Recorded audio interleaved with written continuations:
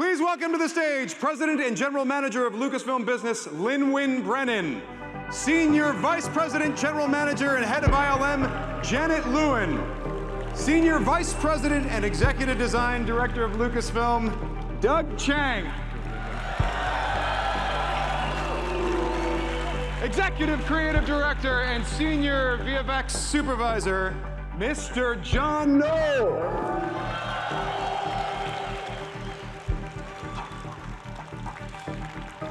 And then, a man who needs no introduction, the voice, the body, the heart and soul of Jar Jar Binks and Jedi Master Kelleran Beck, Ahmed Best.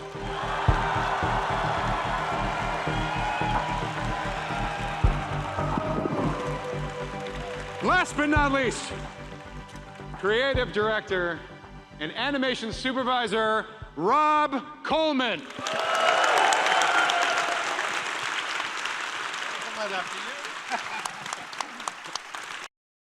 I think what makes ILM so special is definitely the people.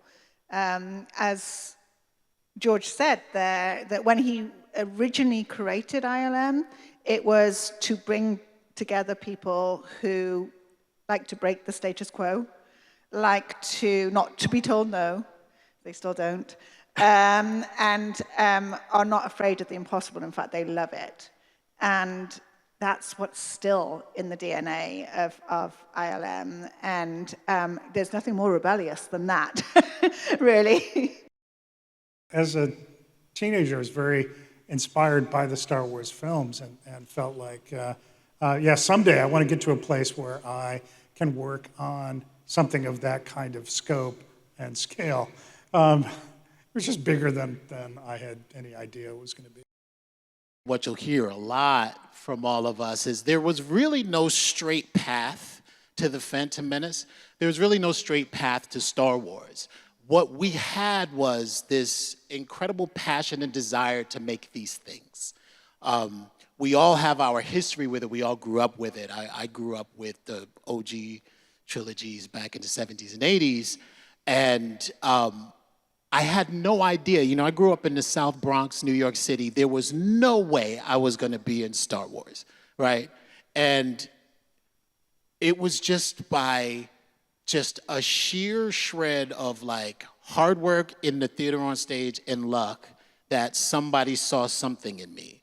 And that somebody was George. And I think what we all have in common is George had faith in us to figure it out. That passion to want to deliver the best performance or the best work that we could do for this thing that we all love and for this person that has so much faith in us, we just had to bring our A game to everything that we did. I'm so grateful for this documentary because it captures a time in my life, in our lives, where we were doing some pretty special stuff, and there we were, right beside him, working side by side to create his vision for his movies. And I think that's one of the great things about Light and Magic that highlights, you know, both George and Industrial Light and Magic is that attitude of, okay, we're gonna do it, we won't know how, but we have enough smart people here that collectively we will figure this out.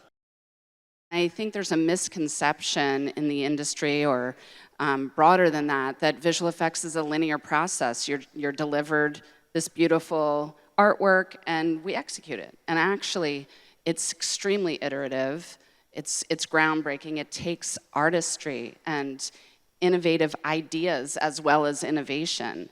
And you know, these guys are the leaders, but we have incredible artists, producers, you know, people in technology, and everyone has a voice, you know, and that's what makes it so exciting. It's a thrill. You know, it's a thrill for me personally because I get to see my younger self working with John, and it takes me into the Wayback Machine. Those memories were in there, and being interviewed by Joe and being able to think back and working with George Lucas, it was an amazing honor, still is. But now to have this time capsule, it's like this time machine for me. And what I love about it is the audience gets to see the personal side, the worries, the insecurities, the realities, the mountain that we had to climb together, and we had hundreds of people with us. So I love that this story is going to get out to the fans. I'll say that the cameras were everywhere when we were working on those films. And for the first week or two, you're very aware that there's a camera watching you the whole time. And it's a little weird, but then pretty quickly you start to just tune it out and you forget that there's a camera present and you're just doing the work. And my reaction watching the finished version of the show was, oh yeah, there was a camera there. All kinds of things that I had no memory of having been captured on video were like, oh yeah, okay, I remember that, yeah. It was surprising how often some thing that I thought was just a private thing between a few of us was, oh yeah, they were recording that, yeah, okay. Yeah, I had the same reaction. I knew there was a camera, but I am so happy that you get to see George Lucas teasing me and me kind of teasing him back in a couple of times. And I had forgotten there was a camera there. But then there's also a really important meeting where I'd asked the camera not to come, and that's when I showed the very first Yoda development shots. And now I'm so incredibly thankful they were there, because their time capsule exists of that actual moment, the real time that I showed them for the first time. Well, it's really energizing to see the fan reactions. It reminds you of why we do what we do. Yeah, we're behind the scenes people. So we do our work, we do the best we can, we're serving the filmmaker we're working with, but ultimately it's for the fans, and there could be separation of months or years while you're working on it, and you say to yourself, oh, it's going to be good, but you don't know until it actually plays with an audience in a room like that, and then you hear the roar, and you're like, yeah, okay. It's good. We're doing good stuff.